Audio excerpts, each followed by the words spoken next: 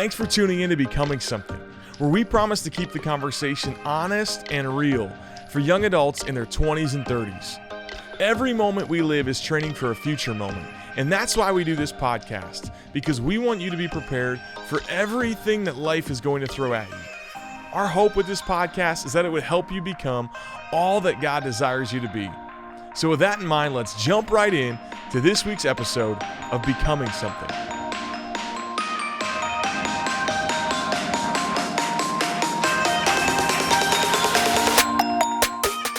What's up, podcast world? It's your boy JP in the podcast studio with Nate Becoming Something Hilgenkamp. Two very different outfits Very we've got different. here. Me we and you? need to really let the people know.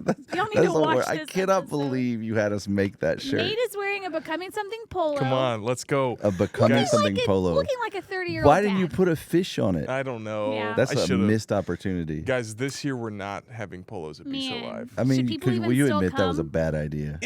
I How many think did you sell? something went wrong, and it was not the idea. When you saw that shirt, were you excited about it? I was like, man, this thing's gonna sell out before session one Oh, starts. you said that. That's right. I You did forgot. say that, That's and right. it did not And happen. then you said after Friday night, you sent me a voice I memo was like, just Nate, laughing. that shirt is so bad. So I don't That's know. what you're wearing, and then JP is wearing what I would like to call a blanket suit. Oh, thanks. Yeah, it's like blanket. Monica hates this. I wonder I why. love it so much. Why is it good. really bad? Like, honestly, It's You don't like it? your pants are a folded over rug.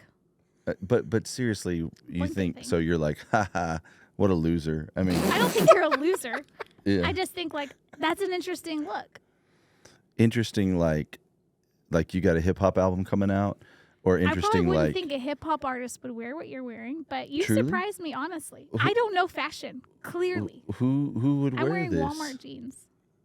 Man, You're wearing it, and that's what matters. Man, we had a recent post on Instagram where the Becoming Something Real or whatever, and JP's wearing earrings, and someone just comments, "Is he wearing earrings?"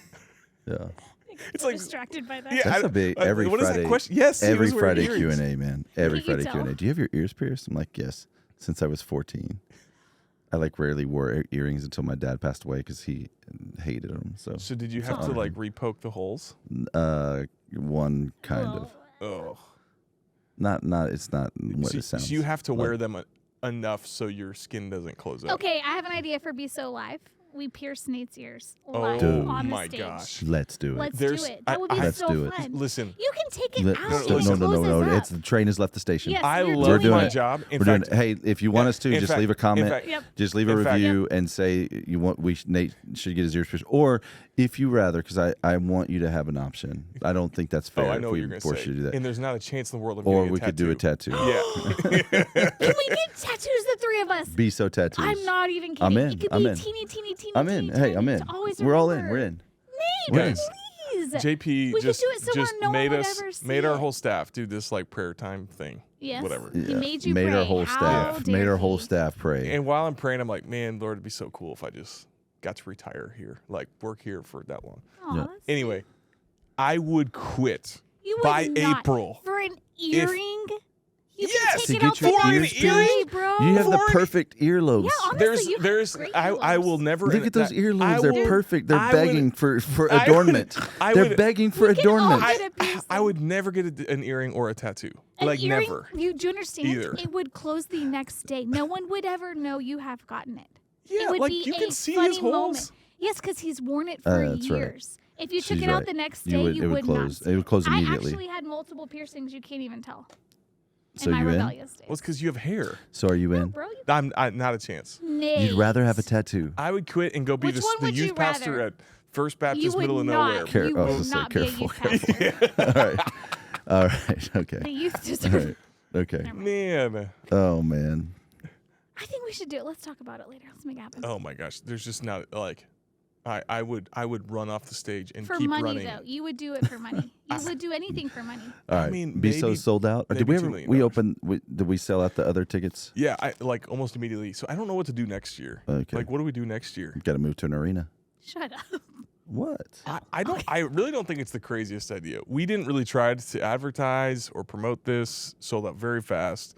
gotten thousands of emails saying, "Hey, can I come? Can I come? Can I I come?" said Can we I move come? to an arena. Let's bring Maddie back and move to an arena. Oh my gosh! I'm just teasing. I'm just kidding. Hey, are we gonna? I'm just playing. Well, are we announcing like the other person? What other person? If y'all try to replace me again live at BSO, I don't know if I can handle Oh it. my gosh! Y'all did that 5 weeks postpartum. You're like, this is a fun Let's idea. do it. Wow. Let's do a Let's Bible try to drill. replace Let's do a sword drill. And then we got like halfway into that, and I remembered like how like competitive women can be. Oh, it was so and I was bad. like, oh man, Man, oh man. 5 weeks postpartum. Yes, that's not. It's like not your After best recently state having a of baby, life. I'm like, Yeah. wow, like that's kind of I'm like crazy. very vulnerable, went and you're home. like, let's replace you on air in front of everyone. I'm so Cool, sorry. guys. I'm sorry. Cool. Yeah, Man. forgive me.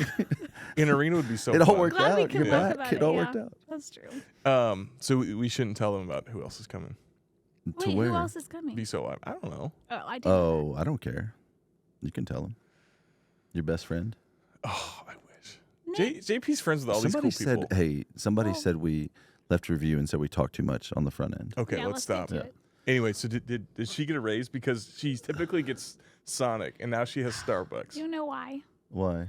I gave up Diet Coke for Lent, and I wanted a fun drink, and I was like, what can I have? So I go to Starbucks.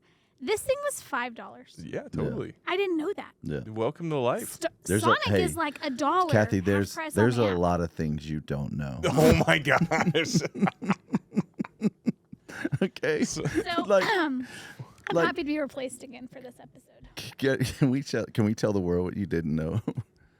We can because I know you're going to. So, No, I don't want to without your permission. well, it was my fault for saying, do y'all remember what I learned last Oh, year my gosh, talking and to I a friend on this forgot. podcast? A year I ago was one can't of our most believe I listened forgot. to episodes. I can't Ever. believe I forgot. You? Kathy, It is the funniest video. Your face was. Kathy did not know I feel proud about that pornography was real. this. Like, no, I know that porn itself is a real thing, but I did not know that what you were watching when you watch porn was people actually having sex. I thought Which is crazy encouraging because it just means you've thought- never seen it. totally, Which I is thought that they were just what a blessing. acting. I'm envious of that, candidly. and like the cameras panned away and you didn't like, or you, anyways. Yeah. So we talked to this Moving guy. Amazing episode. We And we then both afterwards, learned you're a like, lot. JP, I don't know what that You're like, he's I just an learned actor. on air. If y'all ever watched that episode, I don't know if you can see my face, but Yeah. I'm putting it I wa- together as he talks, and it was shocking. I want to be careful about how we talk about it because Yes. I don't want to give you guys mental images, but it's Yeah. like, if you have been addicted to porn as I have, you obviously know it's real, and which is sad. And it's like, why would anybody do that? It's like, why would you do that? And I guess because it's lucrative, Which, And I think like the way that the world works. Here's the thing: on Friday Q&A, there's this like repeated question. I don't answer it very often, but I have answered it a few times. It's like, is it okay to cuss during sex if you're married? that's so interesting. Which is like such a symptom of pornography. Does that happen in Well, it's that like dirty aspect. It's like, hey, you want to treat someone as though they're dirty, and you want to bring it, and you want it to be like, oh, I'm not supposed to be doing this, and it's like, as someone who has been completely enslaved to pornography for a long, long season of my life, and knows the dark, just like how just gritty and nasty that world can be.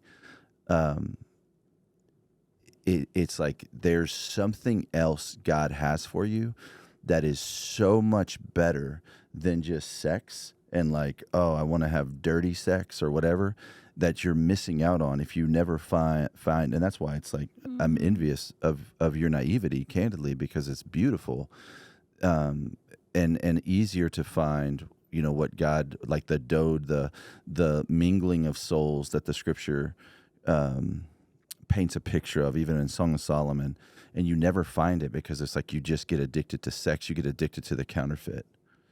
Yeah. Should we call? I think we should. People love listening to Can him. we do that? Like, can you like FaceTime him or something?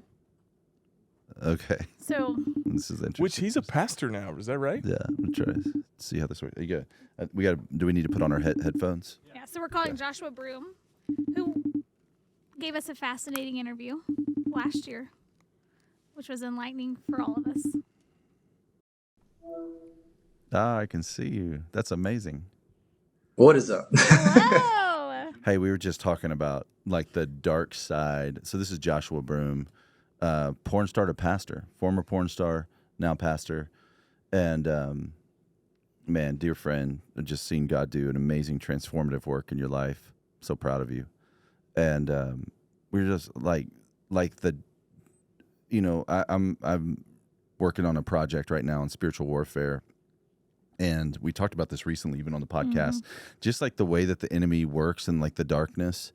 And so do you like look back on that season of your life and think of like anything in sense of spiritual warfare, like just the demonic, like the way the demonic works in that world? And I was just thinking about how many times I get asked on Friday Q&A if we can cuss during sex if we're married. And I was like, that's such a symptom of pornography, right? Like that, I promise you that person is a recovering porn addict or they're a current porn addict, but that's the influence of porn. And it's like we're missing out on like the beauty of making love to our spouse, and we just want kind of dirty sex. You know what I mean? Does that? Yeah. What would you say about all that? As an I mean, expert? I'd say something that we've talked about. You know, there's this cognitive dissonance where, like, we know like two contrasting truths. Like, we know what is best, we know what we ought not do, and you know, Romans 7 talks about that. And I think a lot of people will get to the place where it's like, okay, I see Jeremiah saying that my heart is deceitful and wicked, so I can't trust my heart, I can't follow it. And then there's this somewhat contradictory statement that people can take out of context, where Ezekiel's talking about you getting this heart of flesh from this heart of stone. But then what is still true, to your point, I'm still wrestling against flesh. I'm not just wrestling against my flesh. There's you know, principalities of darkness that I'm struggling with. There's a you know, an enemy that wants to distract and destroy me. So I still I'm in the game. I have the ability to make the right decision, but at the same time, my flesh wants the wrong thing, especially if I've been informed by the world. Romans 12:2, you know, talks about how I'm either being conformed by the world or transformed by the renewing of my mind. And I need to renew my mind when it comes to sex, when it comes to marriage, when it comes to purity. You can renew those things, but if I'm taking my presuppositions about what I've, you know, experienced in the past, or what I've seen with my eyes, or what the things that I've done, and I'm trying to take those things into marriage, I'm going to take a broken view of sex and a broken view of marriage, and I'm going to, you know, presuppose like I'm going to push those things onto my wife and say, well, I've got this fetish that I need to satisfy me, or there's these, you know, this criteria that I need so that, you know, I can feel satisfied. And I see so many people saying, well, you know, I'm struggling with being intimate with my spouse because they don't meet this criteria. But your criteria is not based on a biblical worldview of love and sex and purity. It's based on a perversion that I saw, and it was completely out of context of love and intimacy. So to your point, yes, there is this struggle, and there is an evil one that's trying to destroy the beauty of what sex is, because sex is a beautiful thing. Yeah. But if I'm looking at it in a perverted way, I'm going to think, you know, perverted thoughts. Yeah. Do you do you look back on that season and through the lens of spiritual warfare and like spiritual darkness and demons and like that kind of thing? Oh, certainly. I mean, just the fact that 33 now people that were in the industry at the same time as me have committed suicide or overdosed, and they believed the lie that there's no way out. There's no hope. So 33 people that you worked with or worked around are dead.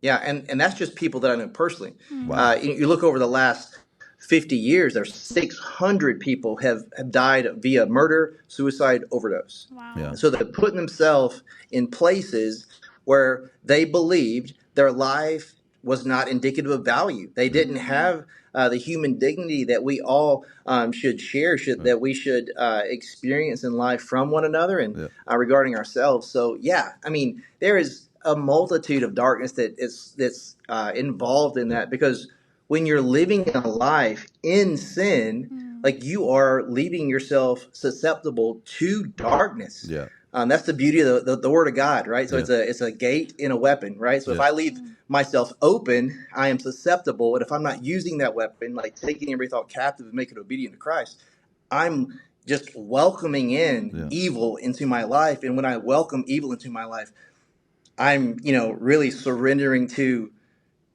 that. Yeah. Do you think that I'm going back to something you said earlier? Do you think that all fetishes are born from pornography? Another way to ask this is, like, do you think there's any fetishes separate and apart from, like, do you think there's somebody out there with an extreme fetish, a sexual fetish, that has never viewed pornography? Do you think they're born out of that? I mean, I would say I think they're born out of life experience, so they're not necessarily born out of pornography. While like for me, for example, I think that my love language being indicative of words of affirmation, and the fact that I didn't have a father growing up and I didn't hear "I'm proud of you," that's going to speak to my heart in a way that it's going to awaken me in a way that is different than maybe someone that did experience that. But what I would say, anything that would fall under the line of fetishes, where it's like all the stuff that we would, we would agree that are slightly weird. Yeah, like feet. I would say that you're being informed by a fictitious view of sex, because being someone who partook in those things, you're creating a fantasy. There's two people who are broken, who are being paid to do those things, and there's a director that are telling you to do those things. It's not just like improv where there's an idea and you just go and do. Yeah. There's a director, and there's a theme, and there's all these things that has nothing to do with you. And because you believe that you don't truly have any value, and now I'm just someone that my life is indicative of someone that I have sex for money, and that's the only thing I'm worth. Yeah. My level of consent pretty much dissipates, where I can't say no, because this is the only thing I can do. So all I can do is say yes. Yeah. So the director tells us what to do, and we do it, Yeah. and we don't think about it. So you don't understand. You're consuming something that is fictitious. Yeah. In a multitude of ways. Yeah, what I would say is if it's not born from porn, it's fed through porn, and that fetish grows as you feed it and the stronghold. How would you answer the question? Is it okay for us to cuss during sex with my spouse? I would say, I mean, if you look at, if you have a biblical worldview, I would say no, because I would say, what value is that going to bring? Is that going to create a deeper level of intimacy? Is that going to honor my spouse? Is that going to create something beautiful? Is that, you look at First Corinthians 13, does that fall under any of the banner of what love is? That would fall under the banner of lust, and that would fall under the banner of me actually taking something of the world and putting it inside of the beauty of a marriage bed. Yeah. Hey, I just got your book, Coley. Can you bring it to me? So, 7 Lies That Will Ruin Your Life. So, Joshua Broome, porn startup pastor, just wrote this book, 7 Lies That Will Ruin Your Life. I've had the honor and the privilege of reading it early and even writing the foreword. And so I want you guys to read this. It's it evolved because I'm like, man, I just want you to tell. You have such a powerful story. In fact, one of the most listened to episodes we've ever done on Becoming Something was you sharing your story. But the chapters, false approval, the synthetic God, which is self, counterfeit cleanup, faux freedom, false purpose, imitation intimacy, and hijacked healing.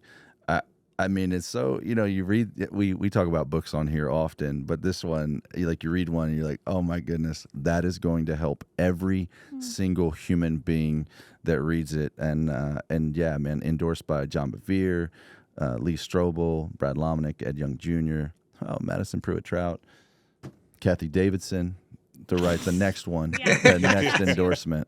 Let's go. No, we love Maddie, and we love Maddie and miss Maddie. Yeah, man. So not trying to play the fill the void that your daddy left, but I am proud of you, and I'm so excited of people being healed from this book. So it's 7 Lies That Will Ruin Your Life. Available everywhere books are sold. Grab it on Amazon, leave a review, read it, share it, grab one for a friend. It's going to bless you. Let me know. I mean, if not, I'll say money back guarantee. That's what I'm saying. If it doesn't, let me know, and I'll buy your copy. Because it's incredible, man. So thank you for jumping on with us. Thanks for being available for a phone call. Yeah, that was awesome. Yeah, absolutely. Awesome, man. And I would just say, man, just thank you for your friendship, because Proverbs 27:3 talks about like words of the wounds of a friend we need, and you need people in your life that'll sting you appropriately with their words. And man, I just appreciate your friendship and your willingness to tell me things that I need to hear. It's like because we need that. Because there's been so many times in my life where I had a group of people patting me on my back on my way, to darkness, and it was adding to the anxiety and the destruction in my life. So, man, I love you and I appreciate you so much. Anytime you need a beat down, call me up. Oh my gosh. Trauma. I love it, man. Have an amazing day. We'll talk later. Bye, Joshua. All right, brother. All right. See ya. Man, that was like That's amazing. We tried it. Well, before we jump into that backhanded compliment there, that's we're trying something new to where we just like FaceTime somebody rather than do like all of the things, like just in the spirit of the podcast. I feel like one of our distinctives is just authenticity and transparency. And so rather than do like the high production, it's like, man, I just want to call people like the old school radio. So I think we'll keep trying that and figuring out how it works. But that was awesome. How do you feel about that, being the guy that's that's the friend that's going to wound you? I do kind of think like I want people at my funeral to say, "Hey, he made us better." Yeah. And I for whatever reason, God gave me that, the spiritual gift of discernment, and I lack a lot of diplomacy. And so, some people love that, some people hate that. It's like, I'm going to meet you. I'm going to be like, oh my gosh, this is amazing. This is incredible. This is well. And hey, you should stop doing that, and call that a developmental chip. I don't know what that is, but man, I'll take that as a compliment. You should. I mean, just being around you has made me so much more used to conflict in a really good way. Yes. Like, was just, I mean, in ministry. Another backhanded compliment. No, it's just like ever since I met you, there's been a lot of conflict I've had to work out of. Yeah. Well, just in ministry, you realize people just want to run from conflict like nothing else. And one of the lies is that if you avoid conflict, things will get better, and they just get worse. Dude, someone said last night to me that I'm like one of the boldest, like best at addressing conflict that they know. And I was like, oh, I think I struggle with it so much. But I literally was like, it's because I'm around JP all the time that I've had to grow in this. Guys, thank you. This is going to be one of those. Appreciate it. This is going to be the episode. What are we going to title it? The one where they encourage JP, There's going to be a lot in this episode. Because let me tell you, I don't. What? Like fetishes and cussing and sex. I think we already talked about how I had never seen pornography. I think there's things that I don't even know could exist in that. Yeah. I mean, it was interesting to hear that of course that comes from a dark place. It's like porn takes the craziest, like you're the perfect example of this, because like you're how old? 35. 35. Wow. And like didn't know porn was real. Porn takes the most intimate act and like normalizes it in the most grotesque, explicit ways. Right. And if you're here, like some of you are going to hear that and you're outraged, even the nature of us talking about it. And I get that, and it's okay. Like I'm okay with you being outraged, because it's probably the symptom of something good. And yet we can't be so outraged that we can't help those that are stuck in it. Totally. That we're so distant from it, and we're like, oh my goodness, you can't even go to the beach, or you can't walk through the mall. And it's like, you know what? You have to. Like you have to be able to go to the beach, and you have to be able to walk through the mall. And yet you're knowingly going to walk through the mall and struggle. And so it's like, how do we do that? Well, you know how you do it? You fight. Yeah. You pray and you fight and you meditate on scripture and you write it on your heart and you divert your eyes and you flee sexual immorality. All other sin the person commits are outside the body, but whoever sins sexually sins against their own body. Do you not know your body is the temple of the Holy Spirit who's in you, whom you've received from God? You are not your own. You've been bought by a price.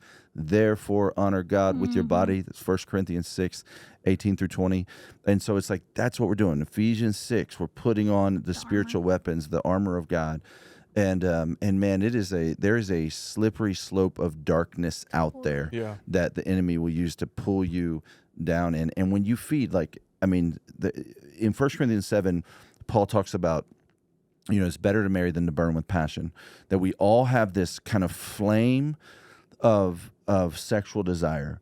And when you look at pornography, or even read explicit literature, some of you, I'm saying that for you right now, or read explicit literature, romance novels. Mm-hmm. You're like, oh no, don't talk about romance novels. Talking to you. Romance novels. When you read that, you feed that flame, and you're like, why am I so like discontent? Why do I want to be married so bad? Why am I so sad? Why am I depressed? And it's because you're feeding this. I spoke recently about seeing something, on TV, at a hotel, like the adult channel, whatnot, and how that like awakens, not watching something. I should make that clarity, not clarify, not watching something, but seeing the option, and how that like awakens something in you, like the excitement of like, oh wow, like there's the drug, I could take it. And even the next day, like how I struggled, and talking with Monica, I was just like, man, I just feel like this carnal instinct in me that has been dormant, like awakened. And some guys asked me about it this morning, and I was like, no, it felt like in the moment, like I'm done. Like I just erased 15 years of fighting, and it's like, no, it's like God in His kindness. Like I feel like I'm thinking clearly. I feel like I'm not, like that's kind of gone back to sleep, if you will. And it's like, how do we are in the fight, man. Why do you feel the need to like keep talking about this? Like, why is this helpful to talk about, like porn specifically? I feel like you bring up porn a lot in messages. Like, why are you so passionate about this? I think I read like 90% of people, like something close to 90% of people in the church are actively looking at porn. No way. Yeah, in the church. Yeah, crazy. Man. And so I mean, man, maybe in case I'm misquoting a stat, maybe it's 60%, but it's like this. Totally. It's like this more than more than half of the people in the pews on a Sunday are actively looking at pornography. Like what? And you're saying you think that makes their life worse? I'm saying that I think that has tanked our world, our nation. I think like your safety concerns, walking back to the car, are related to that. Yeah, totally. I think your greatest insecurities in marriage, I think there's dudes that are going to get married and wonder if they're big enough and if they're going to be able to satisfy her, and are they going to have the tips and tricks and whatnot because of all of the garbage that they've been fed. I think there's women that are going to get married that are going to be afraid to take their clothes off in front of their husbands because they know that he's going to be comparing her to Kim Kardashian or some porn star. And it's like, and so she's riddled with insecurities. And so they will never have the intimacy that God desired for them because of all the trash that we've placed in our heads. I mean, I think certain people think like porn allows me to have better sex. Yeah, that That is a lie in From- culture today. from hell, From from the pit of hell. Satan. Porn has never helped anyone have better sex. Porn has only stolen from you. Only every time. And it funds sex trafficking, and it funds the abuse of children. Yep. And like Pornhub has been, they have had countless lawsuits against them on this. And if we consume it, we're part of the problem. Did you know there's like this like rise in culture of like ethical pornography, like because Yeah. you can say It's all an that. oxymoron. Yeah. But like there is this way that pornography is viewed in culture where it's like, well, if it's made ethically, it's almost like organic porn or whatever. Like there's nothing bad in it of itself, but it's how it's been done that's been bad. Well, AI is going to totally flip this on its head too. Yeah. Wow. Because it's because AI is going to create images of pornography that never existed, but it just furthers the objectification of women and even the objectification of intimacy and the objectification of humans. So what you just take people and you make them your own personal sex slaves for your pleasure in the privacy of your room or your car or wherever you're at. and it's poisoning you from the inside out. And no one in the history of the world, it has never happened, not one time, no one has had a better relationship with Jesus because of pornography. Totally. So, But- I mean, you heard my friend say 33 of his coworkers are now dead. You're telling me the enemy's not at work? Yeah, for sure. Well, I feel like a frustration with Christians is like the Bible kind of teaches that like sex is bad but we have these desires, so it's like there has to be some sort of outlet for it. The Bible teaches that sex is good, that it's a gift from God, that he created it, that he is, as Elon Musk is to Tesla, as what's his name? Steve Jobs is to the iPhone. God is to sex. Father, Son, and Holy Spirit created it. He made the parts. He made them function the way they do. He put the nerve endings where he did. That was his idea. He made it feel the way it does. That was God's design. It's good. It's a gift. It's a gift from marriage. If you never get married, it's not that God is keeping something good from you. You have lots of other good things that you can experience. And yet sex is a gift from marriage for the purpose of procreation and to bond a husband and wife. So are you actually convinced that the best sex you can possibly have is if you, and God can redeem anything, but don't have sex before marriage, and then you, for the rest of your life, Yeah. just have sex to one person? Yes. That's the best sex you can ever have. And it depends on what you mean by best. Because as someone who had a lot of sex outside of marriage, before marriage, I wish my story was that I have only been with Monica and that she's the only person that I've ever seen naked. I wish that was my story, and I'm convinced that that would be better. Now, better does not necessarily mean more pleasurable, because there's all kinds of pleasure out there, like momentary, temporary pleasure, like heroin, cocaine, ecstasy, MDMA, Molly, right? There's all kinds of things that you can do to feel good for a moment, but they all leave you wanting. And so that's the lie that the people, 7 lies that will ruin your life. One of them, like one of the lies that will ruin your life is just constantly looking for a sugary snack of momentary pleasure that's going to rot your teeth and kill you from the inside. Yeah, meth feels good for a moment, but it leaves you homeless, without any friends, without any family, all by yourself, dying on the side of the road. Yeah, was it worth it? I don't think so. And the older I get, the closer to 35 I get. Oh my gosh, you would. The more I'm like, man, the enemy wants to steal, kill, and destroy. Oh, totally. And like his path leads one way and Scripture's path leads another. And just watching people make those decisions, it's like, wow, the Scripture is true. It is. And we're all like little toddlers. Like my kids want candy every single day. That's like all they're thinking about is the momentary, like how good a sucker tastes in that moment versus like, I don't know, peanut butter, something I have. Broccoli. Right? Broccoli.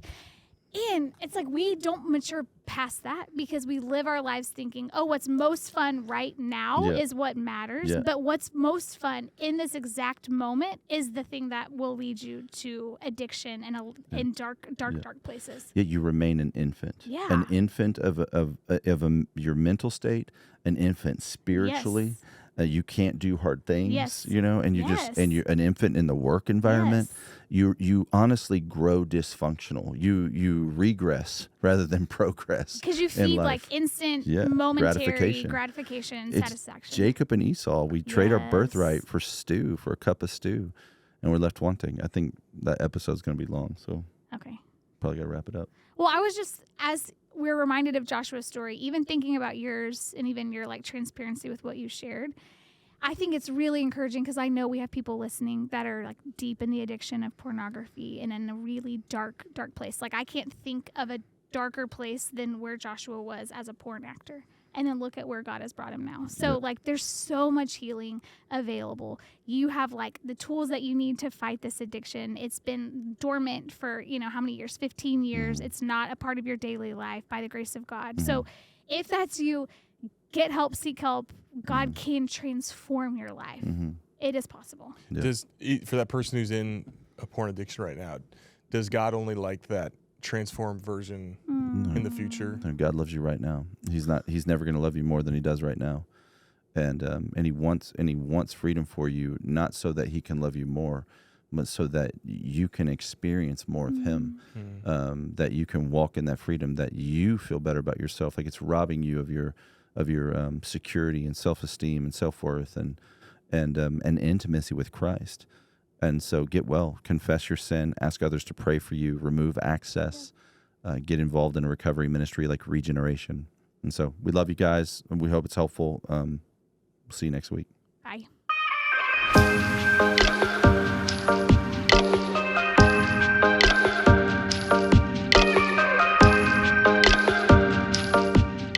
Thanks for tuning in to Becoming Something, where we promise to keep the conversation honest and real for young adults in their 20s and 30s.